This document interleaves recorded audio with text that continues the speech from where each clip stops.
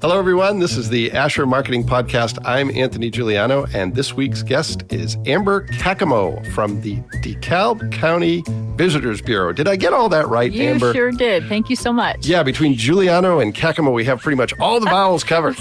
I don't get a lot of vowel-ending last name guests on this show. Are you Italian as well? I am. Okay. Yeah, I'm more probably Irish and English than I am Italian, but when your name is Anthony Giuliano, it's kind of obvious that, there's some Italian there. So we're going to talk about your career path. We're going to talk a little bit about your organization and some of the stuff you're working on. But I want to begin by giving a shout out to one of our common friends. That is Turner Watson. Turner Watson. Hi, Turner. You're probably not listening to this, but if I knew that you were, I would have Amber tell the story of when you and she first met. But I'm not going to do that to you. I am no one's dancing monkey. That's the quote. So everybody just do with that what you will. If you know Turner, you'll not be surprised to hear that he once said that to Amber. So you've worked in radio, you've worked in education, and now you work at a visitors bureau where you're attracting people to come to your community. So let's start with that career path because it's taken some twists and turns, as many of our guest career paths have. And start at whatever you think the beginning is. You mentioned to me before we hit record that you grew up in Waynedale. So maybe start there and then take us through what your career has looked like and how you ended up doing what you're doing today. For sure. So growing up, we lived right by Waynedale Park. So, I was one of those kids that I was at the park all the time playing baseball and football with the boys. And whatever I was going to do was going to revolve around athletics. And the love for sports just was like, I'm going to be a gym teacher when I grow up, which kind of segued into I'm going to be a teacher. I'm great with kids. Love teaching, love breaking down information, those kind of things. So my kind of path from an early age was I'm going to have kids and I'm going to be a teacher. And actually, that's what I did until I had kids and I was a teacher at the same time. And I go, you know what? I don't know if I can do both of these things well at the same time. And many people do. Kudos to them. So you received an education in education then. Correct. And where'd you go to school? I played soccer in college. So I went to Indiana Tech. Yeah. I got a bigger soccer scholarship from St. Francis. Decided I was done playing soccer and finished at IPFW. So all right. I hit a little bit of everything. Yeah, sounds like it. Sounds like you took the grand tour of colleges in Northeast Indiana. I sure did. Yeah. All right. So you get into, is it preschool that you're teaching? And you decide too many kids. Yeah, because my kids were right there with me. So I wanted to be a stay-at-home mom and teach where my kids were and all that great stuff. And it really was a great experience. I taught martial arts for years. Sure. Just super involved in that kind of mom life that you have when your kids are that age. Yeah. But I had grown up with a really strong single mother who loved business and networking, and as a teenager was like, I'm never going to do what you do. Yeah. And I grow up and I'm exactly like her, and I think that's okay now. Yeah. But at some point with that shift, it was like, okay, which I think probably a lot of people do in general, but I think moms in particular, when you're trying to kind of figure out what that mom life, work life balance is. It was like, okay, what do I want to be when I grow up? And you kind of have to grow that with your kids. And that felt like the right path for me. So I was like, okay, rebrand myself. What do I want to be? And I love networking. I love people. I love talking. I'm a language person. I'm not a math person. I can do it. I don't know how well, but I decided I was going to hop into WMEE and try some radio sales. So how do you get into radio? Is it just they had a need and you knew someone, or you just hit the right person at the right time? How do you make that switch? Actually, I had seen an ad somewhere, I believe, and surprisingly enough, and I know there is a lot of turnover in radio, but surprisingly enough, it's especially with Federated Media, it was a pretty painstaking process where there was this consulting group and maybe 3 phone interviews. Oh, wow. One was like an hour long, Wow. and then there were in person. I mean, I was like, oh my gosh, this is a lot harder than I thought it would be. Yeah, sure. Which was good. And it was such a great experience. I had the best boss ever. I think for the first, professional boss, Allison, she's still at MEE. Okay. She was phenomenal as a professional coach.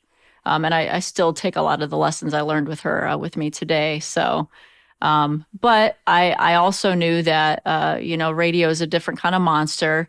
A lot good, a lot bad. There's a lot of trade-offs there. And I really like the creative side of things. And so you kind of move from this realm of like, how do I create for other people? And then how do I kind of really own something and create that specifically?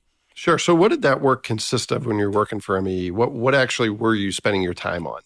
A lot, just kind of hitting the pavement and telling people. So I always took sales because like I said, I never really saw myself as like a salesperson. Yeah, sure. And so I just always had kind of a rule for myself. I'll never sell anything that I don't believe in, right? And then when you can kind of get to that point, then it becomes more of an education process. Sure. So I really did see it as an education process. You're just educating people about what your markets are, what your numbers look like, how you can help them, those kind of things. So a lot of it for me was just networking, talking, seeing what people's needs were, where they were lacking, where they needed maybe some spice and some ideas, writing some inventive commercials to say, you know, how can we kind of put a new take on this? Yeah. So that part was a lot of fun for me. Yeah. Yeah. So you're in radio for about how long? How long? Probably 2-3 years. Okay, so a couple years in education, a couple years in radio, and then what comes next? So then Peter Franklin Jewelers was a client of mine, and they said, hey, look, you're already writing all of our commercial spots. We have a need here. Just come over and work for us. And growing up as a tomboy, I never liked jewelry, right? Okay. It was like, who's got time for that? You know, it's not a need for me. Yeah. But obviously I love jewelry now. It's like kind of once you get into that market, you're like, oh man, so sparkly, and there's so many like ways to talk about it. You know, and I found myself develop right from this little girl tomboy aspect into, you know, you kind of grow professionally, you grow as a mom, you grow as a woman. So it's a natural process there. Yeah. And loved my Peter Franklin family. I still, you know, go by and say hi to them often. I actually got them involved in the ACD festival, which was my next career thing. Cause I'm like, you guys got to be a part of what's going on up here. It's just phenomenal. Yeah. And so, but you know, working holidays with kids was always kind of a hard thing for me. So I always tell people like, for now, I'm a mom first because it's going to go by really fast. Yeah, sure. And I have the rest of my life to work, which I'm sure I'll do. Yeah, yeah. As the parent of a 21-year-old who had a really great mom who did most of the heavy lifting, even in my case, it went by really fast. So that's a good decision. So you're at Peter Franklin for how long? 2-3 years. That kind of seemed to be like Yeah. And then you go to the ACD Festival. For people who aren't familiar, tell us what the ACD Festival is and what your role was there. So the Auburn Cord Duesenberg Festival is a festival that's been happening since 1956 in Auburn, Indiana. And there's a museum there, the Auburn Cord Duesenberg Automobile Museum, which is actually historically registered as a national landmark, where the museum is actually in the place where the offices were and where these cars were built and where the innovation happened. Okay. So that's pretty spectacular, and a lot of people don't know that about us. So this festival was really built just kind of around E.L. Cord and the innovation that they did bring to a car culture in the 1930s. And so it started with somebody putting an ad in a newspaper where the first year, like 14 cars show up. Okay. From around the world. And then they were like, this can kind of be a thing. Like, let's keep doing that. And obviously, you know, you get enough marketing people in a room and they're going to like, how do we kind of like monetize this? And how do we help the community? And it just grew into this really grand thing. And the cruises actually auctioned off farm equipment at the time. And they're like, yeah, we'll try cars. And it was what I was told is the first ticketed auction event ever to take place. Oh, really? Oh, wow. So that's some history there for you. And it was phenomenal in the 80s and 90s and had all this. I mean, anybody who was everybody, came to this thing. So I felt like I was ignorant enough to go like, yeah, I can tackle that. Yeah. Well, it's kind of like if you knew what you didn't know, you'd be scared off. Oh my gosh. So, yeah. Well, and I literally came into the job in January and was planning the festival for that first Labor Day in August, not knowing what I was getting into. So I think I walked around the first full day with, 800 cars around me and all this activity going like, this thing is huge. Yeah. Like I had no idea. Yeah. Like you plan it on paper and you get these things going, but until you see it, I'm like, wow. Yeah, well, and if I remember from our conversation going way back about 10 minutes ago, you weren't necessarily a car aficionado, not someone with a lot of knowledge of cars. Is that true? Like zero. Yeah. Like my dad was like, oh, you'll have a husband do that for you one day, kind of Sure. guy. Sure. And so I was like, Sure. oh, well, whatever. And Yeah. so we were never taught Yeah. and just found somebody to like help you take care of things. Sure. Sure. But it's completely 180. Like, I love cars now and car culture, and people with some of these cars are going to be the nicest people you ever come across. And they want to share that. And they're like, Sure. cars are made to be driven, get in and go. And I'm like, oh, I don't want to, Yeah. because when you grow up poor, like I did in Waynedale, like you're taught these rules, like you don't touch people's stuff that you can't afford to fix. Mm-hmm. And so it took me a long time to kind of get over that mindset of like, oh, that's your world. That's not my world. Sure. But it's so inviting. Yeah. I'm telling you. Yeah. So then you make a transition that's a little bit smoother. You go from executive director of the ACD Festival to the role you have now. Mm-hmm. So how does that happen? And if I remember from what you told me earlier, you played a little bit of a dual role in the first year did. you were in the position. Boy, that first year was a hard one. So it was basically like the position for executive director for the DeKalb County Visitor Bureau was open. And so, there were kind of people saying, look, you're really good at what you do. Like we need you for, this space in the Visitors Bureau realm. And I said, well, I can't kind of let festival go. That's like my bait. Like it really has become my third child and probably will forever be at this point. Sure. And I said, just bear with me. If I can just do both of these for, a year, make sure it transitions well. And then we can kind of move on from here. So the good thing I will say about Auburn, DeKalb County in general, like there are so many people that really have the greater good at heart. Mm-hmm. And so when you're able to have these conversations about like, okay, these are my interests, your interests, it's like, okay, what's the greater good and how do we kind of get there? And so the collaboration, I think, is just phenomenal. So that helped you make that transition. Oh, for sure. I mean, easily. a full board support on both sides. Oh, that's great. I mean, it could be something as like, hey, I need these invoices out. I need you to help me deliver this. I need posters delivered. I mean, people just stepped up out of the woodwork to go like, okay, how can we support you? How can we make this happen? And 2019 was a really great year. All right. Well, so then you're in the role that you're in now. So tell us a little bit about the DeKalb County Visitors Bureau. What does the organization do? What's your role? What's the scope of it beyond just the ACD Festival? How does all this come together? For sure. So basically it's like, right, get people to visit DeKalb County. And although car culture is a very huge part of what we do, I wanted to be cognizant about what, I guess, percentage that was. Yeah. So I kind of have these little rules for myself, and I keep hearing myself say like, oh, I have this rule or I have this thing. Not to make too many changes the first year going into it. I just really wanted to observe and say, okay, what's been done, what's working, what's not working. To assume the people who were there before knew what they were doing and learn from that. And for years. And to say like, nobody likes a leader that comes in, it's like, I'm going to do this and I'm going to do that, you know. Sure. And so I'm always really cognizant about changing things before I really understand what's going on. Yeah. So I just kind of sat for a year, continued to build my network, continue to have conversations. But what I found when I did go out to, different cities or the state of Indiana or even travel regionally, I'd go, hi, I'm Amber Caccamo from DeKalb County. And they'd go, oh, where's that? And I'd say Auburn, Indiana. And they'd go, oh, the cars.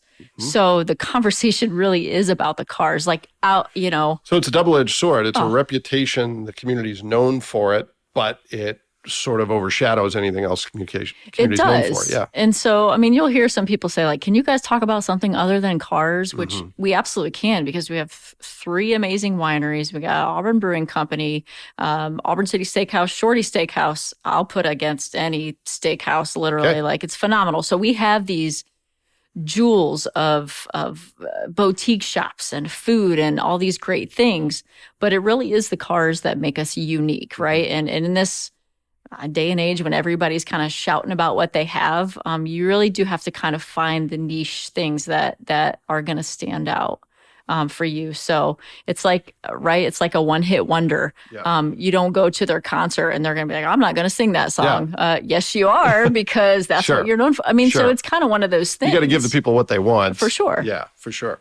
So what does your staff look like? Is it just you? Do you have a team? Ooh. Obviously, you have a board. So I am short-staffed right now. So Okay. if any part-time admins are out there that know some stuff, hit me up, please. Okay. What kind of stuff are you looking for? Oh, just like QuickBooks, data analysis, like going through some of the reporting that we keeping have. you out of the numbers and keeping you focused on the people. Yeah. Okay. Exactly. All right. So I did just hire a creative director who's a Fort Wayne guy who's phenomenal. Okay.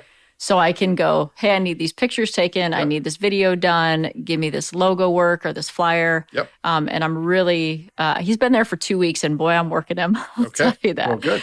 Which is good because that's what we need. Yeah. So it's you, the creative director, and that's hopefully a part-time admin. Hopefully a part-time admin, and that's it. So how do you get everything done? Yeah. Is your board involved in a hands-on way, or are they appropriatly hands-off? They're actually, they don't micromanage me. Good. They trust me fully. It's a phenomenal feeling. And I feel sorry kind of for anybody that's not in that position where they're kind of micromanaged by boards and those kind of things, because they really go like, you're good at what you do. We trust you. You've garnished good results thus far. Like, keep doing what you're doing. How can we support you? Yeah. So it's really been really great. So, I mean, I will say there are some things where I'm one of those people that I'm competitive. I'm always trying to kind of outperform myself. And so I don't do everything I want to do to the best capacity that I can, but I never will. So I think I'm old enough and mature enough now to know that that's just kind of a thing. Yeah. I just have to learn how to sit in that and then just keep working. Well, it's actually a good position to be in. It's like, I get to do everything I do is stuff I want to do, and there's stuff I want to do that I can't get to, which is much better than everything I do I don't want to do. Exactly. Yeah. So you're involved not just with your full-time job, but you've got some boards that you're part of. So talk a little bit about that and how that complements the marketing role, if you will, that you have for sure. with DeKalb County. For sure. So, I know that sometimes, right, DeKalb County can be very Auburn-centric, and that's where all the hotels are, and that's where a lot of the events are and those kind of things. But we have a lot of good cities doing a lot of good things. And so I wanted to be, once again, really cognizant about going in to say, where can I help and where can I fit in and what's the greater good for the county, and not kind of fall into that, well, this is what's been done, so let's just do that.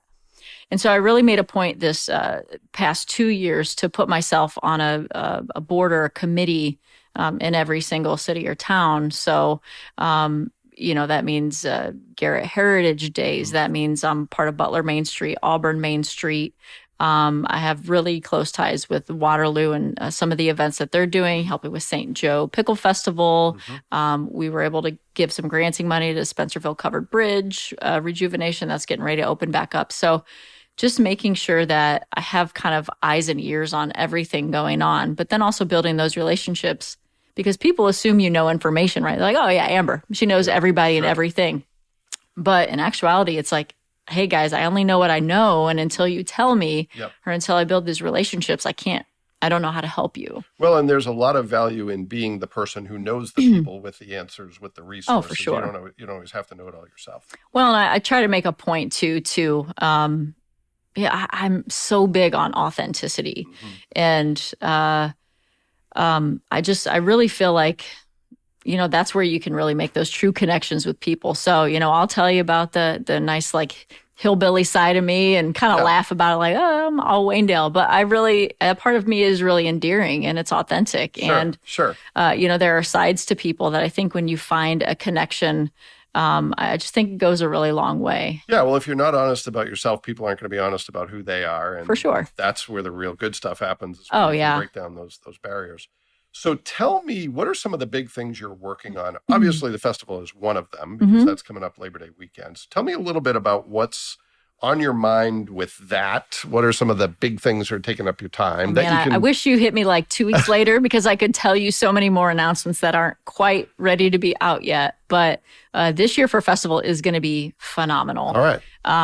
This year with the ACD Club coming into town, we're celebrating Women Behind the Wheel. So we're really focused on like women drivers and their contribution to the innovation of automobiles, and just, saying like, hey, we're going to all be left seat superheroes, and we're going to get in the left side of that car, and we're going to drive our own cars. And because what you see, especially when you kind of get to the higher ends of cars, and joining car clubs and those kind of things. And I'm a part of this National Women's Car Club Council, which it's like a monthly Zoom of 20 of us that get together, and we talk about how do we best promote women in car culture and how do we work together.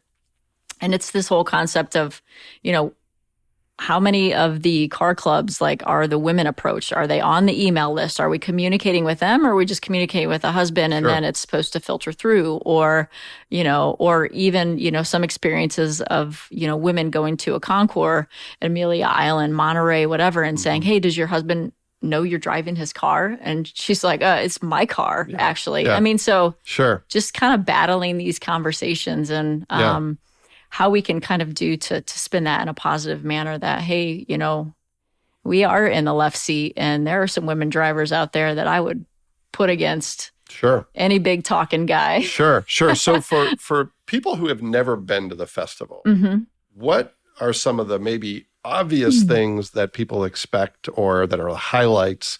And then for people who are non-car people, maybe why should they go? For sure. So, it's funny because one of the things that I kind of converse with people too is that they think the auction is the festival, and so out-of-towners will go to the auction park and go to the auction and never make it for any downtown events, and they're like, oh, I didn't even know there was anything downtown. Or the people come downtown for all the free activities that we do and never make it out to the auction park. So there's kind of this disconnect. But when you're having this conversation with outsiders, they don't care who's throwing it, where it's coming from. They just know they want to come, have a good time, enjoy some cars, food, music, that kind of stuff. So we try not to let that conversation, trip us up too much on just, hey, come and have a good time. We don't care what you're coming for, but these are all the things. So obviously the auction park, they're having an auction this year.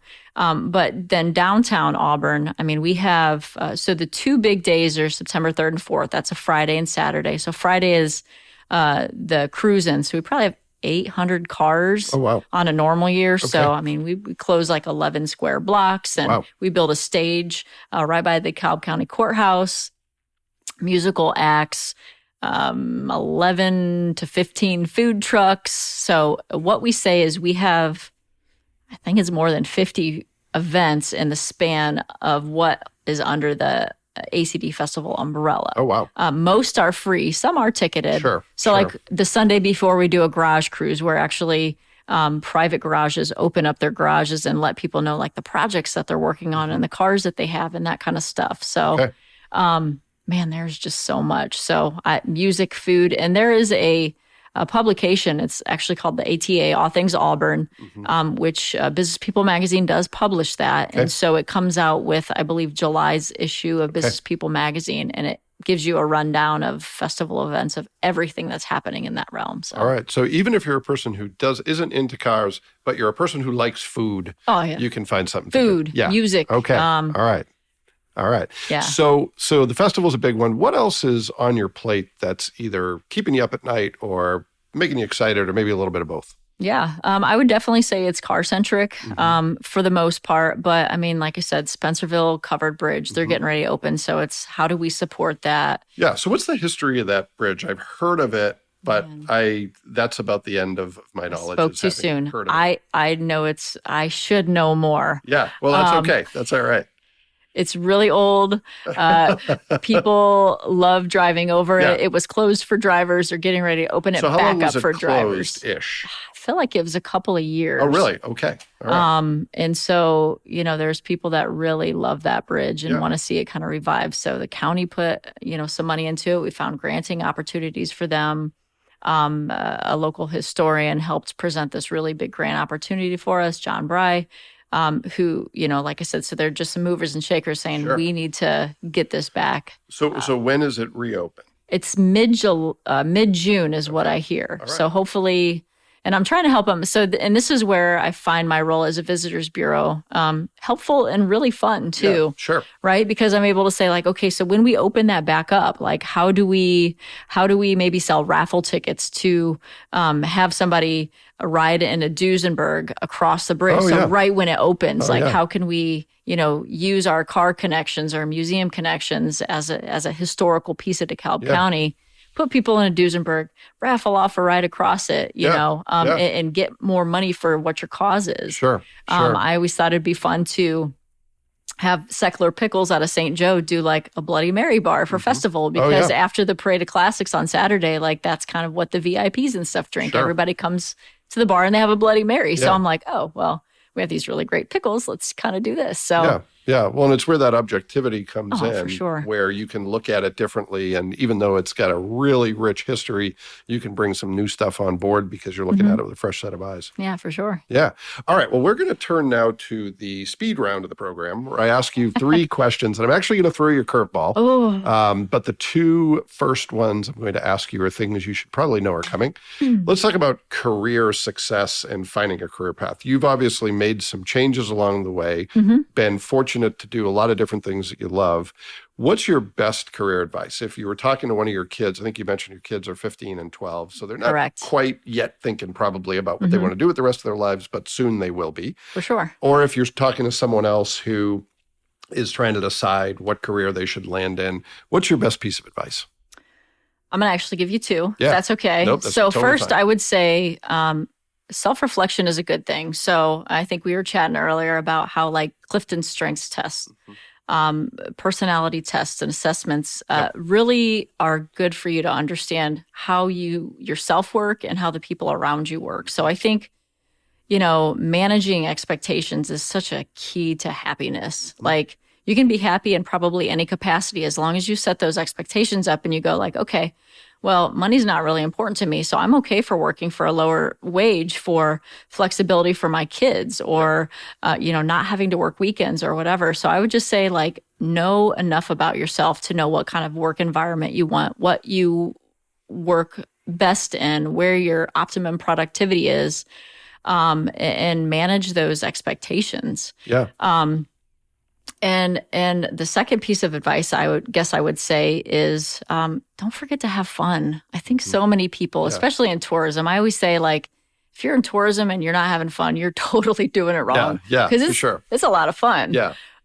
So I think that, like I said, the authenticity, I think people can feel your energy. So if you're excited about what you're doing, no matter what it is, people can feel that and sense that, and they want to be around you and they want to contribute and they want to partner. So Yeah, I really like that advice because I think it's also important for people to know it's okay and even good to have fun at work. I think I grew up thinking it was supposed to be difficult and drudgery, and it really honestly wasn't until, no offense to my prior employers, I didn't really get to experience that until I started working here, and it's why I've been here for 16 years. I actually come to work and I'm like, yeah, we work hard and there's days that aren't great, but most days I get to be myself, I get to have fun, and that's way better than not. Oh, yeah. For sure. Yeah. And I just feel so lucky that I guess I've just had these opportunities along the way to go like, that suits me, or maybe that doesn't, and I'm going to hold out. And I have often sacrificed like money for flexibility, because I think I would say a lot of moms in my position, I mean, that mom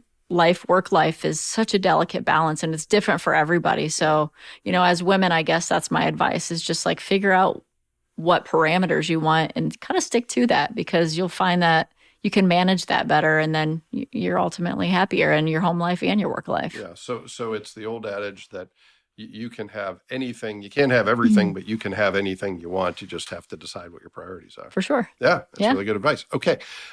Second quick question. If you were going to describe your organization to someone succinctly, if you're going to say, here's what we do. That's my elevator speech. Yeah. What would you say is the succinct way of describing the DeKalb County Visitors Bureau? Basically, I would just say I like to list it, right? What are my top 10? What are my top 10 attractions? What are my top 10 stakeholders? What are kind of my top 10 things I need to pay attention to?